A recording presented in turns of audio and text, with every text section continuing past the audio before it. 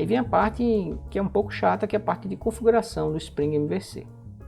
Você tem aí 7 passos para configurar a sua aplicação para ela ficar Spring MVC, para você começar a desenvolver o seu código Java de negócio, certo? Você tem que configurar primeiro o chamado MVC Dispatch Servlet do Spring. Então, aquele front controller lá, ele precisa receber algumas diretivas, algumas informações da tua aplicação web, porque tem coisas que mudam de aplicação web para outra, então o servlet tem que ser adaptado. Então, você vai configurar isso implementando uma classe de configuração. Tá? A classe de configuração é bem simples, na prática tem 3 métodos dentro dela, e você só usa realmente um deles, mas você precisa implementar os 3. E você vai configurar a URL mapping para este servlet, ou seja, como é que esse servlet vai ser ativado, né? Esse servlet precisa ser ativado por uma URL. Qual é o padrão de URL que você vai ativar, certo? O mais comum é você usar barra, ou seja, depois do nome da aplicação web, baixa o nome da aplicação web para ativar esse servlet dispatch aí. Tudo que vier depois do nome da aplicação na URL, por exemplo, http localhost 2.8080 barra Spring MVC Demo, a aplicação que a gente vai implementar aqui. Então, Spring MVC Demo barra, pronto, teclou Enter, ele já vai acionar esse dispatch, servlet dispatch aí, certo? Porque você mapeou ele para essa barra que vem depois do nome da aplicação, Spring MVC Demo. Então isso aqui é coisa geral de mapeamento para a parte web. E aqui são coisas específicas para o Spring MVC propriamente dito, certo?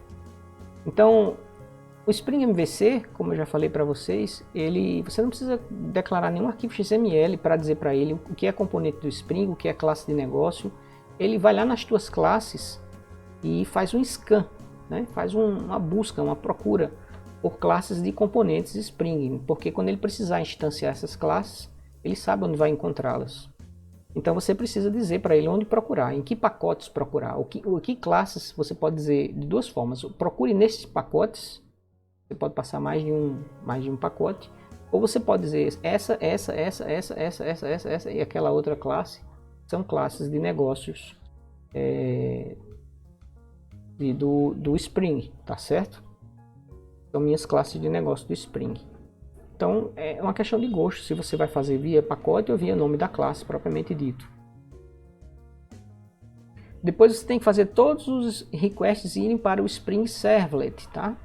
E aquele front controller lá, porque é ele que vai definir qual controller seu você vai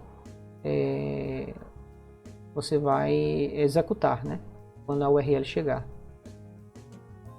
Você pode também fazer com que o servidor passe a gerir os recursos estáticos diretamente, ou seja, o que é que significa isso? Ele não precisa passar pelo Spring Servlet para devolver uma imagem, para devolver um CSS. O próprio servidor, o WildFly, pode fazer isso para você, certo? Então, recursos estáticos como arquivos CSS, arquivos de funções JavaScript, imagens, eles podem ser servidos pelo servidor de aplicações, no caso o WildFly, sem passar pelo Spring Servlet. Se ele passar pelo Spring Servlet, o que é que o Spring Servlet vai fazer? Nada, simplesmente devolva esse arquivo. Então é um passo a mais que você vai ter, né, mais lentidão na sua aplicação, caso você não configure que você quer que o servidor de aplicação sirva os recursos estáticos. Mas aí você tem que dizer onde esses recursos estáticos estão dentro da sua aplicação, né? Se você, por exemplo, coloca páginas, arquivos CSS num diretório, numa pasta do seu projeto. Você coloca imagens em outra pasta do seu projeto. Você coloca arquivos JavaScript em outra pasta do seu projeto. Você vai ter mais configuração para fazer. Se você reúne isso tudo sobre uma única pasta, uma pasta de recursos, vamos chamar assim, resources, fica mais fácil de você implementar, porque você só precisa mapear essa pasta. Você só precisa ensinar o framework MVC e a pasta resources dentro da pasta web app é recursos estáticos. Então você pode inclusive acessar digitando no browser a URL da figura, e ele vai mostrar a figura para você. Digitando a URL do arquivo CSS, ele vai listar o arquivo CSS para você na tela do browser, sabe? Sem passar pelo Spring Servlet. Você tem que configurar também o Spring MVC View Resolver. O que é isso? O framework ele dá a opção de você ter vários tipos de templates de página páginas para gerar o HTML puro, né? Como eu falei ali, o Tiles, o Velocity, o próprio TimeLeaf, o JSP. Então você tem que dizer qual é o seu View Resolver, né? Quem é que vai resolver as visões, quem é que vai renderizar as visões. Então você precisa configurar isso também na sua classe de configuração. E você faz isso nos passos 6 e 7, certo? Na verdade, o View Resolver não é isso não, desculpem. O View Resolver você tem que dizer aonde estão localizadas as páginas que serão transformadas em HTML pelo seu mecanismo de templating. O 6 diz aonde estão essas páginas. O 7, você diz qual é o mecanismo de template que vai agir sobre essas páginas. Okay? Então, o passo 6 está para as páginas, assim como o passo 5 está para os recursos estáticos. Você tem uma pasta onde você coloca seus recursos estáticos, certo? Imagens, arquivos de estilo, arquivos de JavaScript. Que pasta é essa? Passo 5. Passo 6. Em que pasta estão as tuas visões? Passo 7. Quem vai renderizar essas visões? É o JSP? É o TimeLeaf? É o Velocity? É o Tiles? Então, você precisa, como o framework é versátil, você tem que fazer essa série de configurações aí na sua aplicação, porque pode mudar de aplicação para aplicação. Ok? Então, essa parte inicial aqui, os passos 1 e 2, você basicamente tem que herdar dessa classe gigantesca aí, ó. Abstract, Annotation, Config, Dispatcher, Server e Initializer. Uau! Que gigante, né? Já tem nomes de classes maiores do que essa daí, eu já vi. Nomes de classe que você tem que usar o scroll horizontal várias vezes para ver o nome dela. E você vai criar uma classe e vai herdar dessa classe. Essa classe já tem a maioria das configurações. O Spring MVC precisa de muito mais configurações, mas você só vai fazer essas duas configurações, 1 e 2, nessa classe. Certo? E você vai ter que criar uma outra classe para configurar o Spring MVC. Certo? Então, uma classe você vai configurar o Spring Servlet e outra classe você vai configurar o Spring MVC. Certo? O Spring MVC é a parte do Spring Servlet que cuida da parte web, de desenvolvimento web em Spring. E essa classe aí, ó, ela é referenciada pela primeira. Então a primeira classe ela diz que mais configurações estão por vir para a parte MVC na classe tal. É a classe que você vai criar para implementar os passos de 3 a 7. Então, em resumo, essa tela daqui significa dizer que você vai implementar duas classes. Uma que vai configurar os passos 1 e 2 e uma que vai configurar os passos de 3 a 7. Sendo que a classe que vai configurar os passos de 3 a 7 vai ser referenciada na classe que vai configurar os passos 1 e 2, certo? E a classe que configura os passos 1 e 2, ela herda dessa gigante aí, Abstract, Annotation, blá blá blá, Initializer. Então, sem mais perdas de tempo, vamos ver como é que funciona essa classe que configura os passos 1 e 2. Ó. Eu marquei aí na foto que eu tirei da classe. Então você tem o passo 1, a bolinha 1 ali, e o passo 2 aqui, descritos. Você cria uma classe, o nome da classe é seu, chamei aí de Servlet Spring MVC, pode ser MVC Spring Servlet, Initialize MVC, enfim, você pode criar qualquer nome, contanto que ela herde desse monstrinho aí, certo? E aí ela vai ter que sobrescrever esses três métodos, getRootConfigClass, getServletConfigClass e getServletMappings. Esse primeiro daí você usa muito quando você trabalha com aplicações standalone, tá? Mas você tem que sobrecarregar esse método e aí eu boto return null aí. Essa parte do meio é quando você para configurar o servlet, para o servlet de configuração saber onde é que está a classe de configuração do MVC, tá? Então você pode ter várias classes de configuração do Spring MVC, né? O usual é ter apenas uma, mas uma aplicação gigante você pode separar isso em mais de uma classe. Por isso que você retorna um array de objetos classes. Ó. No nosso caso aí, a classe que configura o Spring MVC é a classe Web App Configuration. Desculpe, o App Web Configuration, tá? Devia ser Web App Configuration, né? Então a App Web Configuration é a classe. Lembra que eu falei que ela ia ser referenciada por essa classe 1? A classe 2, né? Que configura os passos de 3 a 7. Ia ser referenciada pela classe que configura os passos de 1 a 2. E aqui tem um mapeamento do servlet, ou seja, quando é que você ativa essa aplicação para ela gerar o MVC? O usual é você colocar barra aí. Você não precisa de nenhum nome especial a mais, além do nome da aplicação. para você ativar o Spring MVC. Se você quiser que o Spring MVC só funcione depois que você disser o nome da aplicação /MVC, então você vai colocar aí /MVC. Tá? Então ele só vai ativar o Spring MVC se tiver essa palavrinha MVC na URL depois do nome da aplicação. Se você botar barra, depois do nome da aplicação, qualquer coisa ele vai passar pelo servlet, pelo front controller, pelo servlet Spring Servlet, exceto aquelas coisas que você vai configurar nesta classe aqui, que são recursos estáticos, ok? Recurso estático ele não vai passar pelo servlet, mas qualquer outra coisa que venha depois do nome da aplicação vai passar pelo Spring Servlet, certo? A classe 2 ela é um pouco maior, mas ela está implementando aqui os passos de 3 a 7 aqui, ó. Né? Então ela recebe algumas anotações, veja que essa daqui não recebe anotação nenhuma, tá? Ela simplesmente herda dessa daqui. E essa daqui recebe 3 anotações. Uma anotação de configuração, para dizer que ela é uma classe de configuração do framework. Uma classe para você habilitar o aspecto de MVC do framework Spring. Lembre-se que o Spring não é só MVC, não é só para aplicações web.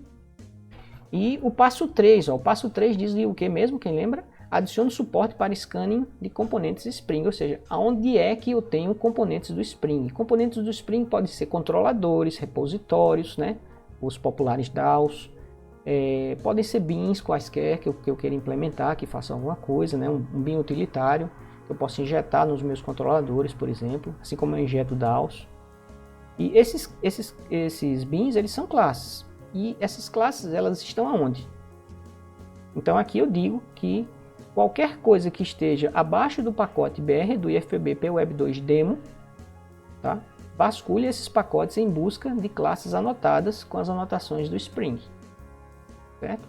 Então eu tenho esse atributo aqui, Base Packages, veja que está no plural e é um array, ó, por conta das chaves, mas eu só estou passando um nome de pacote, que é um string, mas eu posso colocar aqui vírgula e passar outro nome de pacote, certo? Demo.controller, vírgula, demo.dao. Então eu só quero que você olhe esses dois pacotes, demo.controller, demo.dao. Perfeito?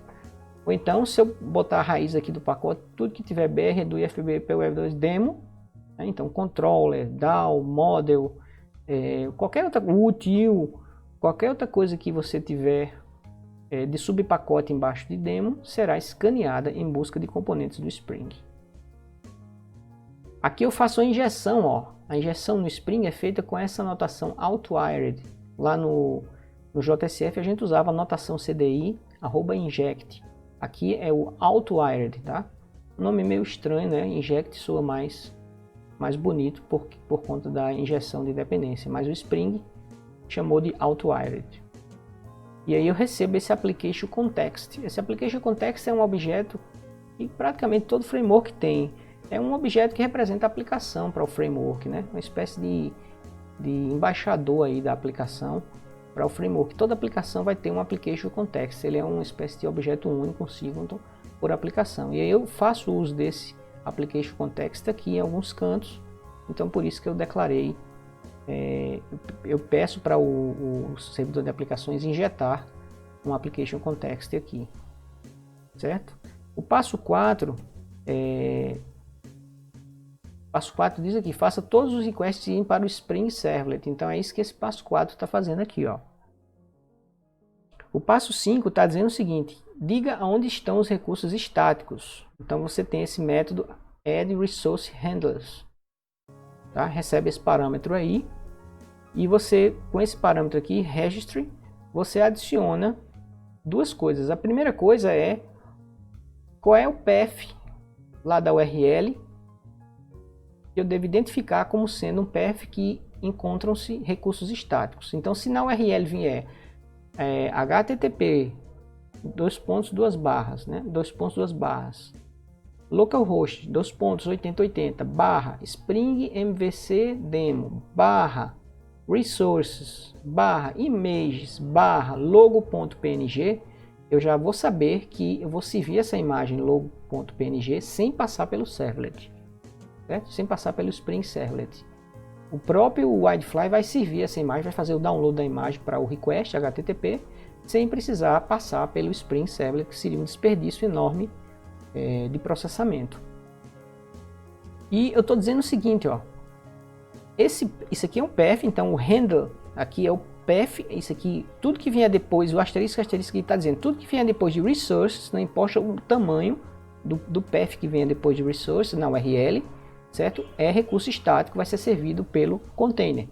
Então é bom que você crie sempre uma pasta chamada resources na tua aplicação e que dentro dela você aí subdivida resources, CSS, resources, JS, resources, images e coloque os elementos, né, folhas de estilo, arquivos de funções de JavaScript e imagens dentro de cada subpasta dentro de resources.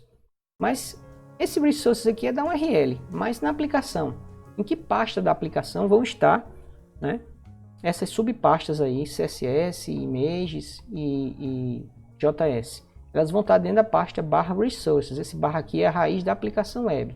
Então seria, no caso nosso lá, que a gente usa o Maven, né, como estruturador do nosso projeto, seria a pasta source main web app.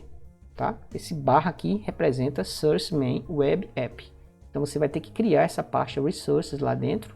E aí você ou bota tudo misturado, CSS misturado com imagem, misturado com JavaScript, ou então você organiza em subpastas. Perfeito? O mais correto é organizar em subpastas. Mas você não precisa dizer essas subpastas aqui agora. Basta você dizer que quando vier na URL a palavra resources, procura lá dentro da pasta resources. Aqui você pode botar outro nome, ó. Pode colocar a palavra static, por exemplo, para dizer que são recursos estáticos. Não precisa necessariamente o nome que vem no path da URL ser exatamente o nome da pasta dentro do seu projeto, tá? Pode ser diferente. Pode mudar aqui, pode mudar aqui. Eu prefiro manter as duas coisas iguais, porque fica mais fácil da gente gerenciar. O passo 6, então o passo 5 define recursos estáticos. São aqueles 3 tipos de recursos que eu falei para vocês. O passo 6, ele diz aonde você vai procurar as páginas, as visões da sua aplicação web. Né? O Spring é MVC, esse V aí é de visões. Então, aqui ele usou o Application Context, ó. Ele injetou aqui em cima, né? E ele tem esse chamado Template Resolver. O Template Resolver, então, ele vai, toda vez que ele encontrar um nome de uma página que um controller devolve, ele vai pegar o nome dessa página, vai adicionar um sufixo HTML e vai procurar essa página, esse arquivo dentro da pasta webinf templates. Isso aqui também você pode configurar do jeito que você quiser. Por que o Spring configura as páginas num local protegido da aplicação web, né? Tudo que está dentro do webinf não é acessível via URL. Exatamente para evitar que você roube o código-fonte de uma página dessa. Porque se não é acessível via URL, você não tem como acessar o código-fonte por algum bug do navegador, alguma coisa desse tipo. Tá? Você só tem como acessá-la via um controller, via o próprio framework que vai fazer o acesso a essa página daí por dentro. Né? Você não tem como digitar e ver o código-fonte, por exemplo, de uma página HTML sem ela ter sido resolvida pelo View Resolver. Né? Nesse caso nosso vai ser o TimeLeaf. Então é uma boa prática você colocar as páginas dentro da parte escondida. Tá? Templates foi o nome que eles chamaram porque não são páginas, não são visões terminadas, são templates de página, né? São gabaritos de páginas, porque elas contêm HTML mais expressões do TimeLeaf. E o TimeLeaf é quem vai dar o acabamento final, substituindo as expressões, executando as expressões, gerando uma página HTML pura para você. Certo? E aqui estou definindo também que ela não deve fazer cache dessas páginas. Tem vários outros métodos que você pode usar em cima do Template Resolver. Aí eu não vou me aprofundar nem esgotar o tema, tá? Mas se vocês quiserem configurar mais coisas, deem uma olhadinha aqui nessa classe Spring Resource Template Resolver. Só um instantinho para eu beber um pouquinho d'água.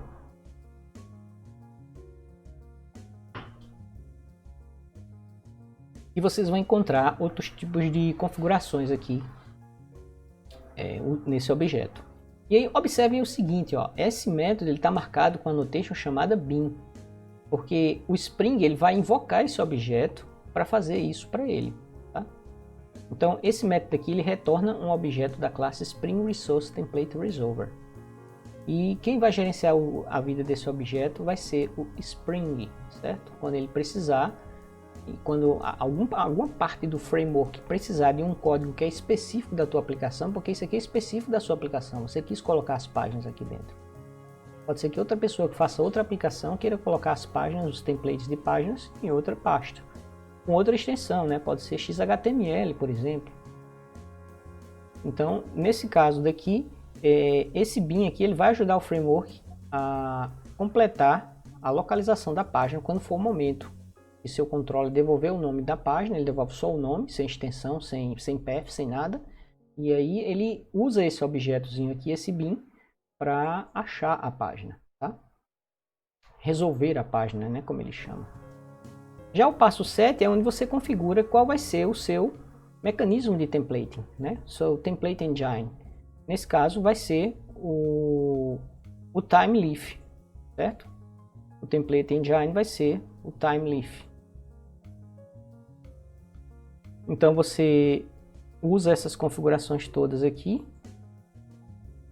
e cria esses métodos daqui, ó, também são bins, né? Esse aqui é um método sobrecarregado, porque ele vem daqui de cima. Ele, na verdade, está definido nessa interface, né? WebMVC configure. E você implementa aqui, ó. E aí tem resolvers para todos aqueles tipos de tecnologias, né? JSP Resolver, Tiles Resolver, você tem o Velocity Resolver e a gente está usando o Thymeleaf View Resolver, certo? Thymeleaf View Resolver, por sua vez, recebe aqui um Template Engine.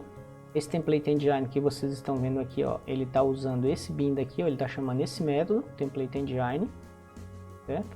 Está definindo o conjunto de caracteres como sendo o encoding UTF-8 e está usando o Registry.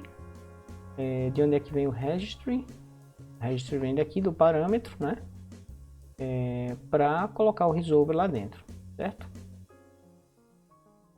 Registry também está sendo usado aqui, ó, para dizer quais são os recursos estáticos que vão ser servidos pelo próprio servidor de aplicações. Ok? Então, por mais confuso que seja e algumas coisas aqui ficam realmente nebulosas, é isso que você precisa ter dentro da sua aplicação. Essas duas classes. Essas duas classes você está fazendo com que o Spring seja executado. Lembre-se, o servidor de aplicações, o IDFly, como ele é uma implementação das especificações padrão do Java, então ele vem pronto para rodar muita coisa do JSF, do CDI, né? Já vem tudo pronto dentro dele, porque isso tudo é biblioteca padrão, é API padrão de Java. O Spring não é. Então o Spring requer, obviamente, uma configuração um pouco mais pesada do que a do que você faz no JSF, certo? Ainda assim, essa configuração daqui você encontra em qualquer site. E depois que você faz uma vez em uma aplicação, você sai copiando Ctrl+C, Ctrl+V para outra aplicação e não vai mudar muita coisa não, a menos que a versão do framework mude e aí uma coisa ou outra dessa você não precisa mais fazer porque ele faz automático, né? Ou precisa fazer outra coisa. Por exemplo, uma vantagem de usar o Spring Boot é que você não precisa fazer nada disso. O Spring Boot faz por você. Então ele funciona como uma espécie de Spring Boot, é um site, né? Você vai lá nesse site e você gera um projeto do Spring. Ele te devolve um arquivo zip que você importa no Eclipse e já está tudo configurado. Então, funciona mais ou menos como um archetype do Maven, sendo que web. Então veja como ficou o teu projeto.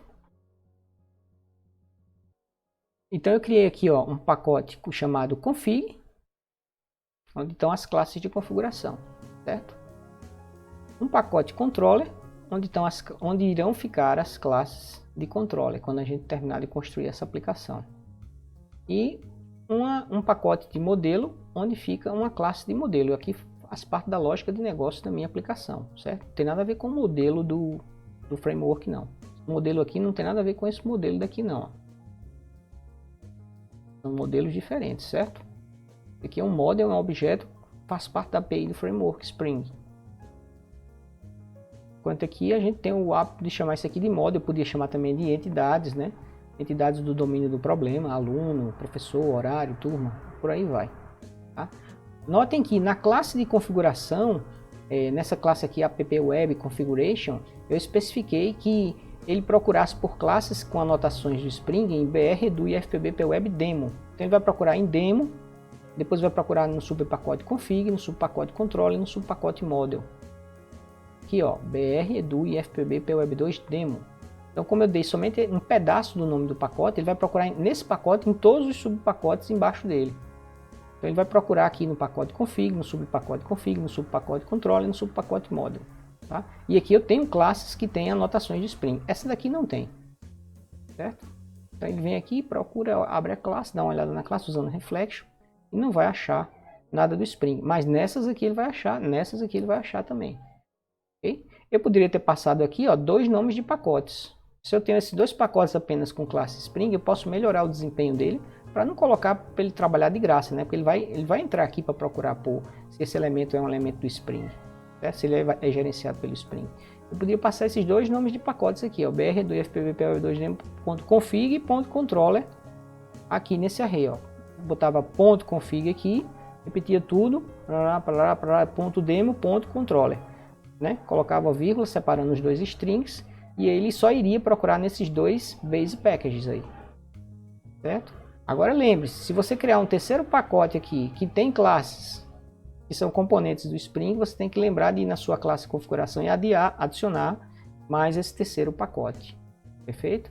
Então, às vezes, por preguiça, a gente coloca um pacote de mais alto nível, porque aí o que vier depois dali que eu criar durante o desenvolvimento da aplicação fica pronto.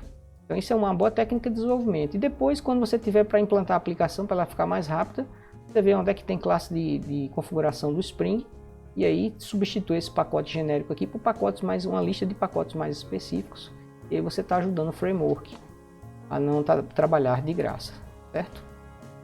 Vamos fazer uma pausa aqui nesse vídeo, a gente continua no vídeo que vem falando um pouquinho sobre controllers e views. Até mais!